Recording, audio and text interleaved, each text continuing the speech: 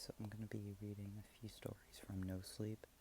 Um, I don't really like No Sleep, but there's a lot of good stories on it because people are good authors, not because No Sleep is good. The moderators suck. Um, so honestly, I'd recommend not writing from it, but whatever. Um, there's a few other places, but I can't think of any right now. I go to Creepcast's Reddit for people for an alternative to No Sleep.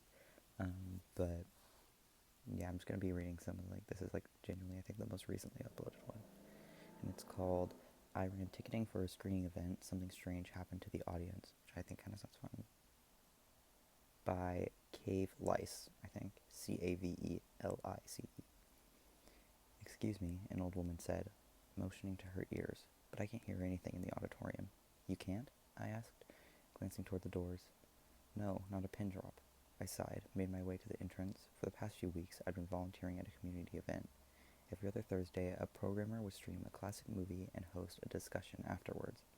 Most of the time, it went well. But tonight was different. We were supposed to be showing Linklaters before sunrise, but a last-minute change had switched us to some obscure horror flick. I couldn't even remember its name. I found the event's host, Tyler, in the back of the auditorium. His eyes were focused on the soundboard, deep in concentration. "What's up?" he asked. "I just had someone complain about the volume. Is there any way you could turn it up?" "I think so." He checked the levels. "Let me boost the gain to see if that helps." The next 20-ish minutes passed without issue. I found a quiet corner in the lobby, started scrolling through social media.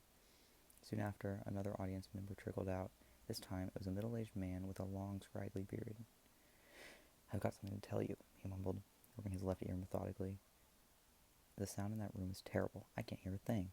"Really?" I pocketed my phone and headed into the viewing area. I located Tyler in the back. He was still checking the audio levels and referencing the screen. "Is there anything else you can do?" I kept my voice low. I just had another complaint. "The levels seem fine to me." He scratched his chin, confused. "So strange." I stepped back and allowed myself to take in the room's acoustics. It's true, the sound wasn't great, but every dialogue inflection, every source of noise was coming through. The only thing was, the movie itself felt off. The actors spoke slowly and without understanding. A few bumped into each other, confused, like they were unable to see or hear. One actress even had a strange purple substance leaking from her ears. "What?" "What movie is this?" I asked, creeped out. "I forget," Tyler said and adjusted a knob, but one of our audience members recommended it. She said it's her favorite film. I figured we could give it a try. I went back into the lobby and located a comfortable recliner. So far, 2 out of the 20 or so attendees had complained. A few had left early. I wondered if the movie itself, rather than the sound, was the problem. I sank back and cracked open a mystery paperback, eager to disappear into the written world. But I didn't get far because the sound of footsteps alerted me. Oh no, my throat tightened. Someone's coming. I kept my eyes on the paperback. Thankfully, the person slipped past me and stopped off at the snack stand for more popcorn. I exhaled and turned another page, relieved. I was about to keep reading when, "Excuse me," a woman's voice shattered my concentration. She must have been in her 30s. She wore dark eyeliner and had tattoos covering her arms and neck. Her hair was dyed purple and her voice was full of menace. She looked like someone who didn't care whether you liked her or not. "I'm having trouble hearing the sound. Can you take a look?" "Seriously?" I set down my book. I just went back there and they had to adjust it. "Well, it didn't work. I need to fix it. It's my favorite movie." Unbelievable. I shot up, annoyed, and made my way into the viewing room. Tyler was still in back, adjusting the sound mixer, deep in thought. "Tyler?" I whispered, coming alongside him. I just had another complaint. "We need to fix this." But he didn't respond. He just stood there frozen. His right hand was on the knob, but it didn't move. "Tyler?" Once again, no response. The sound of footsteps grew behind me. I spun, seeing frightened audience members rise from their seats, stumbling around as if dazed. The sound, their voices croaked. I can't hear it. What on earth? Tyler's body turned towards me. His eyes were glossed over, his nose was runny, and a purple slimy substance leaked from his ears. "I can't hear it, Phil. Please help me." He reached toward me with clammy palms, and I batted them aside. Over his shoulder, I could see the movie playing. On screen, a skinny man thrashed in a hospital bed, screaming as a group of medical workers held him down. What the fuck? A purple slug-like creature crawled out of one of the nurse's ears, plopped onto the man's chest, and slid into his nostril. My eyes went wide in disbelief. "Please help me." A woman grabbed my jacket, her hot breath stinging my ears. "It burns." "Get away from me." I shoved her back and retreated towards the lobby. By now the auditorium was filled with aimless guests, each wandering into one another like lobotomized patients. I made it to the back doors. The tattooed woman was waiting for me. She grabbed my face, forced it to the screen. "Do you like it?" she asked, cackling like a witch. Purple slugs were wriggling out of the film, plopping into the carpet of the auditorium in search of new hosts. "Leave me alone." I shoved her away and dashed into the lobby. Excuse me. It didn't take long for me to make it outside. I booked it to the parking lot, leapt into my truck, and drove home. The entire way there, I kept thinking about the infected audience members, the tattooed woman, and the slugs that had crawled out of the screen. But how was that even possible? I got a call from my girlfriend about 10 minutes into the drive. My hands shook as I picked up. Hello? Babe, she started. "I'm hearing some strange things on the news. Are you okay?" "What do you mean? All these channels are streaming this disturbing movie. It's so disgusting and odd. And it's everywhere. It's all over YouTube and TikTok." "Don't watch it, whatever you do." "What? Why?" Ouch. A sharp stinging hit my ear. What the fuck was happening? "Baby, you there?" Her voice sounded distant, echoey. My ear itched. It felt like, it felt like something was crawling inside, moving its way to my ear canal. I stuck my finger in there, but I couldn't get deep enough. "Babe, what's going on?" I ripped open my glove compartment and found an old screwdriver. Bruh. Like 0 to 100. One of those things has gotten into me. I kept one hand on the wheel, plunged the tool into my ear canal with the other. "Ah." "Phil, what's going on?" I twisted the tool around. Jesus, my vision went white as the screwdriver went deeper. I felt something pop. Hot liquid dribbled down the side of my face. "Phil?" I pulled over and nearly collapsed from the agony and exhaustion. My eyes fell to the screwdriver. It was covered in a mix of purple goo and blood. And skewered on the end of it was a tiny purple slug throbbing in its final breaths. That's kind of fun. It kind of reminds me of just like something like John Carpenter, kind of. I was going to say The Stuff, but I don't actually know if that's John Carpenter. I'm not sure. But, just like a kind of classic, kind of sci-fi horror. Okay, I'm trying to find another one. I'm going to try this one. It's called It Only Knows Two Words by Glass_cat or Glass_cat 6197. I gotta take a breath. We were 4 days into a week-long camping trip in the Chuska Mountains when Danny first heard it. I want to be clear about something before I get into this. Danny is not the kind of person who spooks easily. He grew up in rural New Mexico. He's been hunting ever since he was 9. He's the guy who stays calm when everyone else is panicking. The guy you want next to you when things go wrong. When Danny says something scared him, you listen. We were sitting around the fire, me, Danny, and his girlfriend Priya, and our girlfriend Marcus, and our friend Marcus, when Danny went quiet in the middle of a sentence, just stopped talking and stared out past the tree line. "What?" Marcus said. "Did you hear that?" We listened, wind in the pines, the fire crackling, nothing else. "Hear what?" Priya said. Danny shook his head. "Probably nothing." But he didn't look like it was nothing. He looked like a man doing math in his head and not liking the answer. We're all in our late 20s. The trip was Marcus's idea. He'd been going through a rough divorce and needed to get out of the city, and we'd all agreed that a week off the grid was exactly what everyone needed. No cell service, no internet, nothing but mountains and trees, and the kind of silence that cleans you out. The Chuskas sit at the Navajo Nation. It's probably Chuskas? I don't know. Danny has Dene ancestry on his mother's side, which is part of why he suggested the specific location. He knows the land. He respects it in a way that the rest of us, raised on concrete and convenience, don't entirely understand, but try to follow his lead.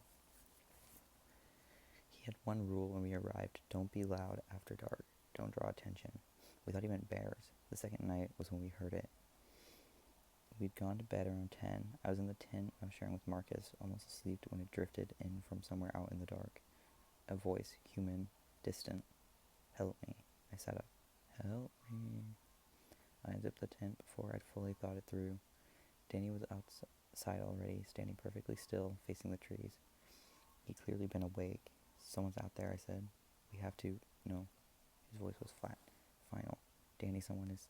"Keep your voice down." He turned to look at me, and his expression stopped me cold. I'd known Danny for 11 years. I'd never seen him look like that. "Get back in the tent. Don't make any noise. Don't use your flashlight." "There's someone out there asking for help." "No," he said very quietly. "There isn't."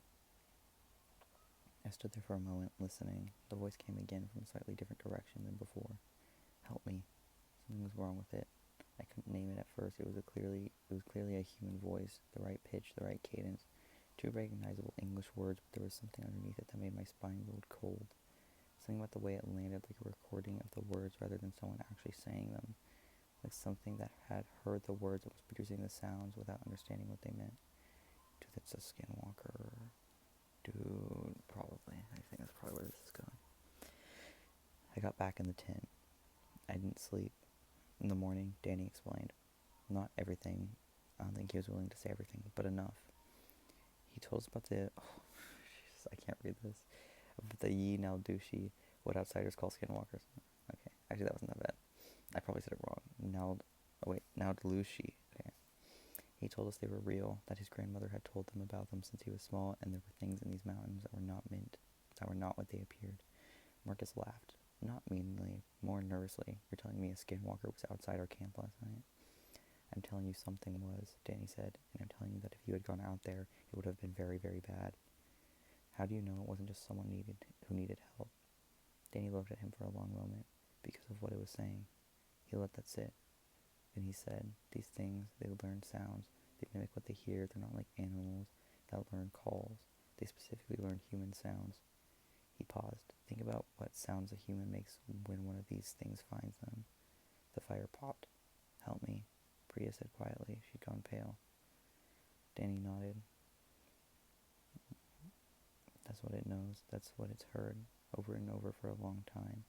He looked out at the trees. That's the only reason it says it. Nobody spoke for a while. Marcus, to his credit, did not laugh again. We should have left that morning. Why wouldn't you? There's no reason. It's not that serious. I want to be honest about that. We had enough information to make the right call, and we didn't make it. And what happened next is partly on us for that reason. Danny wanted to go. Priya wanted to go. Marcus and I convinced them to stay. One more day, we said we'd be careful. We'd be quiet. We wouldn't go out after dark. And then we both still hadn't fully accepted what Danny was telling us. Not really. It's one thing to hear something wrong in the dark and feel afraid. It's another thing in the daylight with the fire going and a coffee in your hand to fully believe that something inhuman spent the night circling your camp. We stayed. The third night, it got closer. I know this because I could hear it moving, not in an animal way. Animals have a logic to how they move through underbrush. A pattern that would make sense. This was different. It would be still for a long time, and then it would be somewhere else, with no sound or transition, as though it had suddenly decided to be in a different place and simply was. Dude, the sun is faded. The sun just went down really quick. Help me. Closer now, maybe 40 feet from the tent. Help me. 30. I was lying completely still with my eyes open in the dark. Oh my, you know that one scene, is it not The Arrival, God, I can't remember the movie with Natalie Portman and Tessa Thompson, and they go to the weird area where the plants and the humans are I've said 30 times, or anyways, they're I'm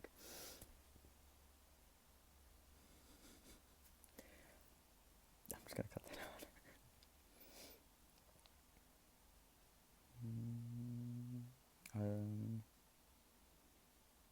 I was lying completely still with my eyes open in the dark, listening to Marcus breathe beside me, when I became aware of something that made every hair on my body stand up at once.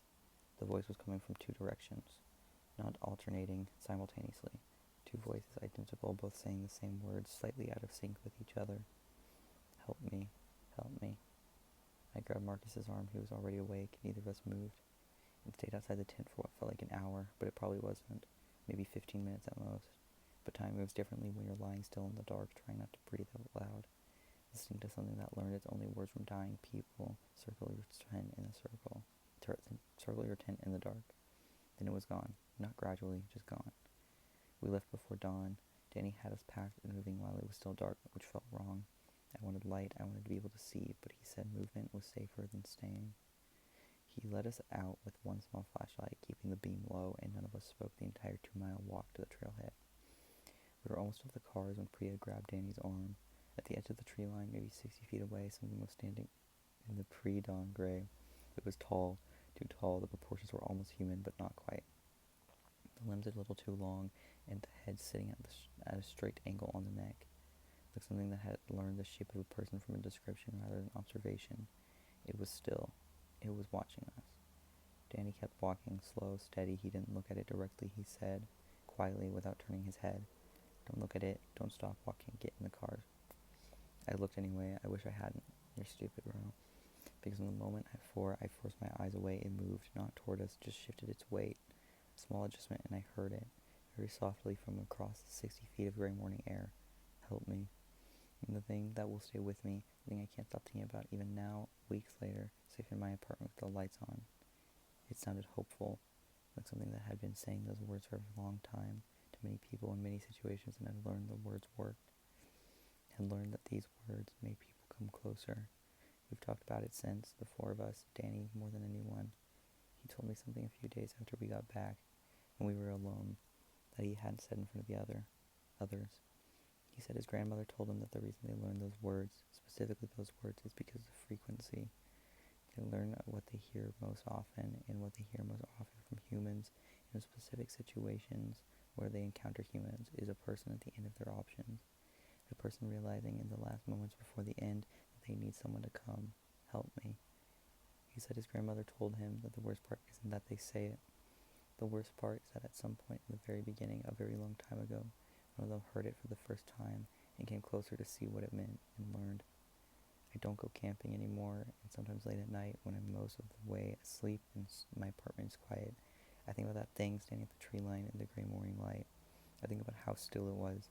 I think about how long it must have been doing this, how many camps it had circled, how many people had heard those words drift out of the dark and made the mistake of going toward them.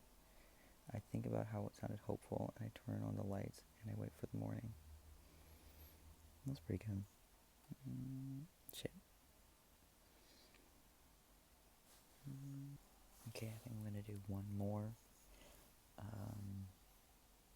Yeah, I'm on my really old phone. I think it might be an iPhone 6.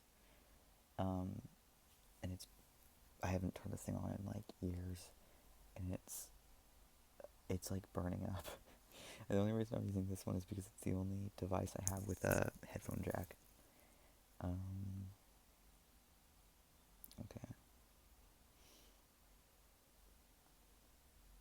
Let's see, I'm looking through them. Some are a little too long. There's one I saw, but yeah, this one's really short. I might do another one.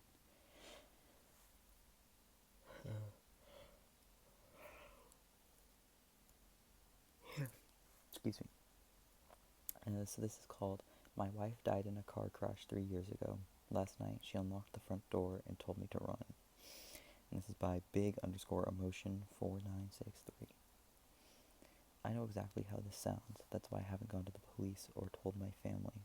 Because if I say it out loud, it becomes real, and I don't think my brain can handle that right now. My wife died 3 years ago in a massive accident on the highway during heavy rain. I didn't see I didn't see the crash myself. By the time I got there, they had already covered the car with a tarp. I remember the police officer telling me not to look, but I did anyway. I regretted it immediately. After that, my life just became a blur. People say grief changes your memory, and maybe they're right, because for the past 3 years, every single night at exactly 8:32 p.m., I still look toward the door. I don't think she's coming back. It's just the exact time she used to get home from work. It became a trauma habit I never managed to break. Yesterday at exactly 8:32 p.m., someone knocked. 3 slow knocks. I remember checking the clock first, actually laughing a little bit at the timing. I figured it was a delivery driver or one of the neighborhood kids messing around. Then I looked through the peephole. It was my wife. She was standing outside. Same dark coat, same black handbag. Her hair was still damp, like she'd been caught in the rain. Exactly how she had looked that day she died. For a second, my brain genuinely stopped working. I just stood there frozen, staring through the glass. Then she smiled. It wasn't wide or unnatural. It was just normal. Like she'd come home after a completely ordinary day, and then she spoke right through the door. "You're taking too long." That completely broke me. Those were the exact words she used to say whenever I'd leave her standing on the porch. I don't remember unlocking the deadbolt. I just remember suddenly she was inside the house, walking past me, leaving faint, wet footprints across the hardwood floor. I couldn't breathe. I kept staring at her hands because she still had her gold wedding ring on. She walked into the kitchen like nothing was wrong, and I asked why the lights were off. Not I asked, and asked why the lights were off.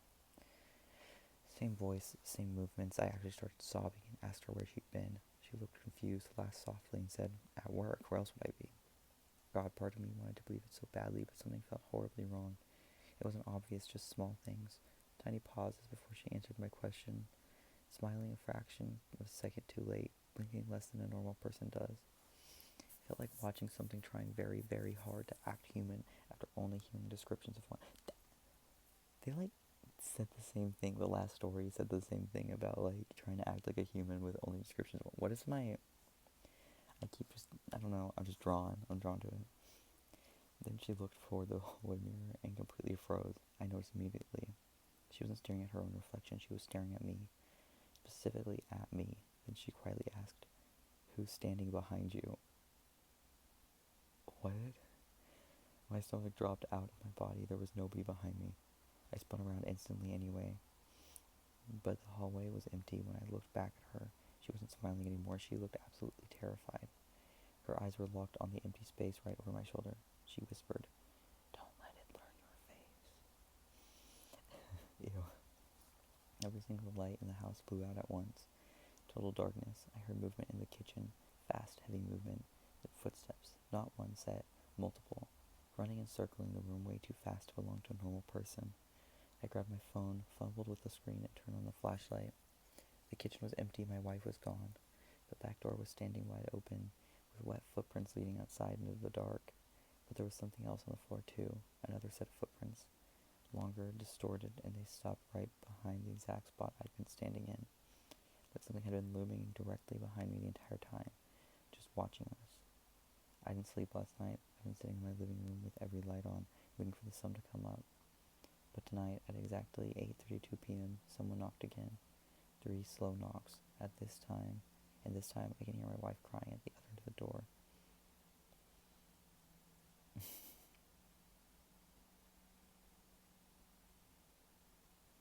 Interesting. It's a ploy to get you out of your house. Damn, the economy has done a real number on real estate.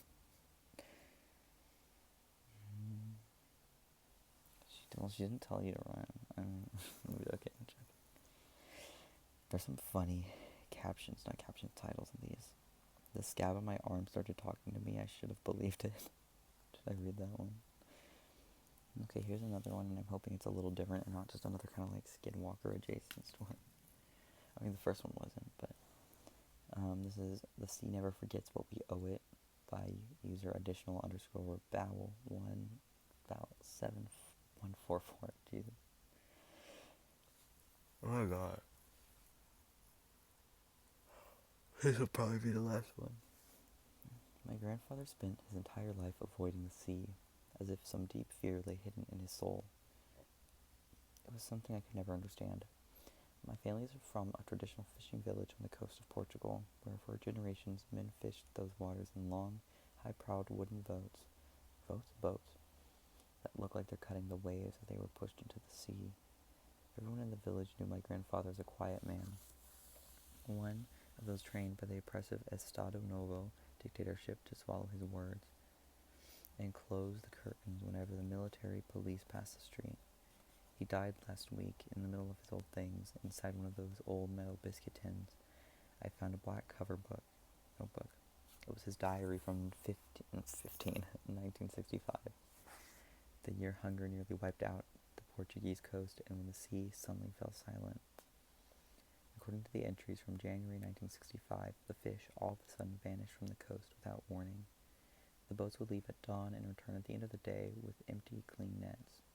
Not a single sardine on them. After 3 weeks, hunger began to bring out desperation. My grandfather wrote that the children in the village cried with empty bellies and the women spent their days in church praying. But on the beach, the atmosphere was cutting, like a knife.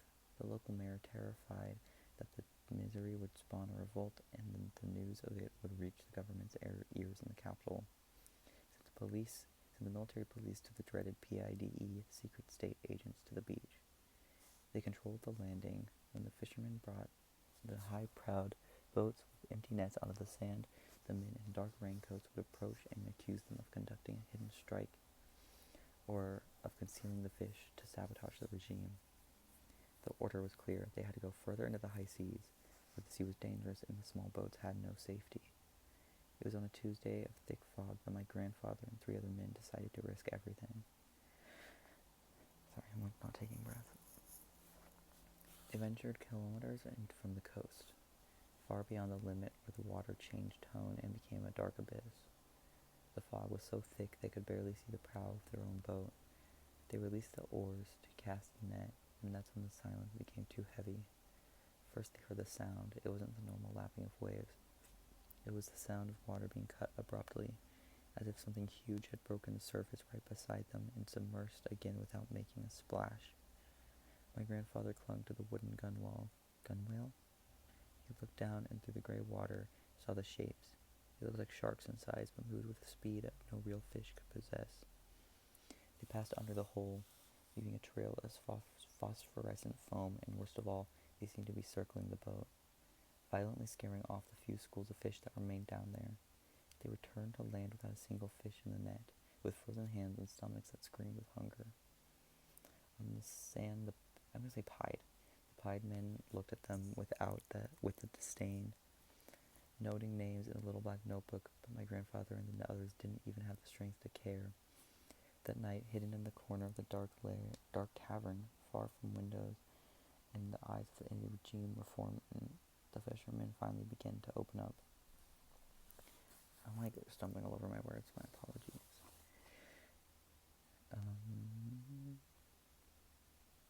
The fear of hunger was being overtaken by much, much worse fear. That's when old Manuel, an old man who had already lost 2 sons to the sea years back, told what had happened to him the night before. He'd gone out alone by the light of a kerosene lamp, one of those they use for fishing at night. He said the sea was too calm, like a smoky mirror. And when he looked over the side of his boat, down there in the darkness of the water, where the lamp's light died, he saw a reflection. It looked like the shimmering yellowish glint of a cat's eye reflecting a fireplace's flame, focused directly at him. Old Manuel blinked, thinking it was exhaustion. When he looked again, the pair of eyes had multiplied. There were dozens of them, motionless, floating just below the waterline, staring at him in the dark. Fish? Not a sight of them. Just those eyes watching, staring him down to his core. The routine became a dragged-out nightmare. Every new attempt to go to sea brought vaguely similar reports, and despair spread through the village like wildfire. That's when the older women took to the beach. They were the widows, those women the sea had already punished in the past, always dressed in a heavy black that seemed to swallow the daylight. They didn't care about the police or the mayor's warning. They gathered at the water's edge on their knees, in the wet sand, wooden rosaries in their hands, praying and crying for the lost sons and husbands who died at sea. My grandfather wrote that their wails mixed with the sound of the waves in a terrifying way. They said the air no longer smelled of sea spray, it smelled like a cemetery, and they swore that the water was asking for something the village could not give. The following Thursday began gray. My grandfather's boat was about to be pushed into the sea when 3 pied agents appeared, their dark raincoats dragging in the damp sand. They came aggressively, shouting that this was a farce, that the fishermen were hiding the fish in clandestine warehouses to create hunger and revolt against the regime. Antonio, one of my grandfather's best friends, a burly man who could no longer bear to see his children starve, confronted them. He told them to their faces that if they wanted fish, they should go to the sea and freeze it to death themselves. The response was brutal. The agents set upon him right there in front of everyone, pistol whipping him and kicking his ribs. When they finished beating him, with Antonio already semi-unconscious in the sand, they dragged him and threw him into the boat like a sack of potatoes. One of the pied men pointed his gun at my grandfather's head and said that if they returned without fish, none of them would go back home alive. The passage to the high seas was a torment. Antonio laid on the floor of the boat, suffering greatly, groaning in pain and spitting blood mixed with vomit because of the blows he had taken to his stomach. My grandfather navigated blindly through the fog that closed over them again like a shroud. When they reached the deepest point, they stopped rowing. The silence of the desert of water was deafening, broken only by Antonio's weak groans. Staggering, trying to compose himself, he dragged himself to the edge of the boat and leaned over to try to wash his bloody face and hands in the cold water of the sea. The second his blood touched the water, the world seemed to stop. The sound was heard. It didn't come from near, but it came from everywhere and nowhere at the same time, a strident, high-pitched scream that seemed to echo from the infinite of the sea and rip through the fog itself. Oh gosh. My grandfather and the other three men covered their ears, dizzy with the vibration of that monstrous lament, trying to understand where it came from. Looking in panic at the gray horizon, they took maybe 30 seconds to compose themselves. When they finally lowered their hands and looked at the boat's edge, Antonio had disappeared. There was no splash, no cry for help, no sound of a body falling into the water. Nothing, only absolute silence in a perfectly smooth sea. They began to scream his name in panic, peering into the dark water, but the darkness had swallowed Antonio.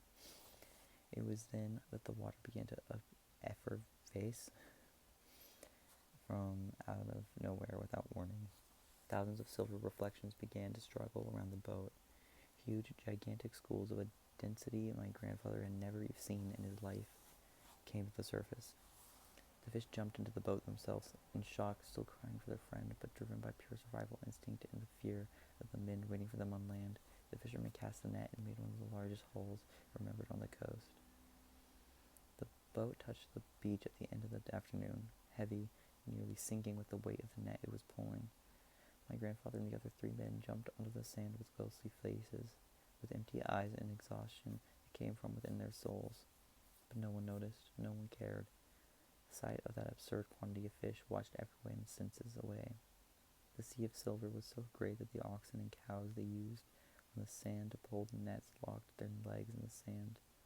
Without strength to pull the weight, the population that was on the beach, men, women, and children who hadn't had a decent meal in weeks, threw themselves onto the rope to pull, in a frenzy that seemed like collective madness. Amidst that chaos of scales and screams of joy, the chief of the pied approached my grandfather. He looked at the brimming boats, let out a cynical smile, and gave him 2 slow pats on the cheek, with that disgusting of one who owns the world. He whispered in his ear that he had made the right decision, that after all, fish does appear when men listen, and turned his back while ordering the other agents to load their van with the best of the haul. For the authorities, the matter was resolved. For the people, a miracle happened. Amidst the hungry euphoria, no one noticed Antonio's absence. My grandfather and his colleagues let themselves fall onto the wet sand. They sat there, motionless, staring at nothing as the day died and the beach slowly emptied. People passed by them, patted them on the shoulder, thanked them with tears in their eyes for the feast they were going to have. Feast that was going to save the village from misery. But they heard nothing. They were in another world, trapped in that infinite scream they had heard in the midst of the fog. They only returned to reality in the last light of the day, when the beach became deserted, leaving only a dark silhouette approaching them. It was Maria, Antonio's wife, with her black shawl pressed against her chest and her eyes red from crying. She looked at the three, sensed the silence, and asked for her husband. In that hour of twilight, the heavy fog that had left the high sea began to crawl across the beach, kissing the sand and bringing a salty cold and cutting breeze. When Maria questioned my grandfather again, the silence became suffocating.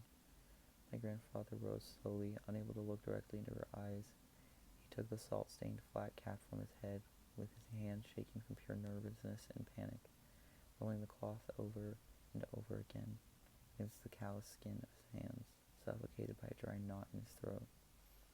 He tried to speak, stammered, opened his mouth to try to make up an excuse or give the news of his friend's death, but the words simply refused to come out. It was exactly at this moment of absolute silence that a voice echoed from their backs. It was Antonio's voice, clear and firm. He appeared from behind the boat, looking completely healthy, without a single bruise, without blood on his face, as if the pied agent had never touched him. I don't think that's him, bro. He came rolling, a thick rope which he threw inside the boat with a dry thud. My grandfather and the other 3 fishermen were paralyzed in shock, staring at him as if they were seeing a ghost, while Maria, oblivious to the horror, ran excitedly in tears into her husband's arm. Antonio embraced her with a wide smile, and when the two began to walk toward the village, Antonio stopped for 3 seconds, for a second, looked back and stared at his 3 colleagues, and simply said, "See you next time, lads." At the precise instant, with the last reflection of the sun completely vanishing on the horizon, the light hit his face. Antonio's eyes glowed in the dark with a yellowish reflection, exactly like the cat's eyes old Manuel had seen at the bottom of the sea. The diary ended with a rushed note written the next day. My grandfather wrote that he could not spend even one more night on that coast. He gathered his family, put what he could carry in an ox cart, and fled to the interior, to the countryside, vowing that never again in his life would he live near the sea. Years later, the fear of that night still pursued him so much that he ended up immigrating to France, where I ended up being born. My grandfather spent his entire life running from the sea, but now that I read his diary, I finally understand why he always said that one sentence: "The sea never forgets what we owe it." That was good.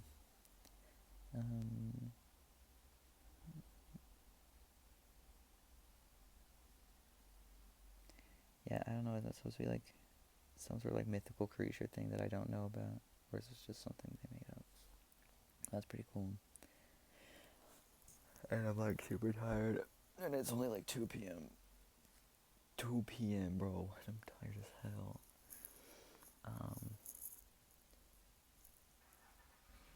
I have to go to an appointment and I'm not looking forward to it. And then I have to go to work for literally 1 hour.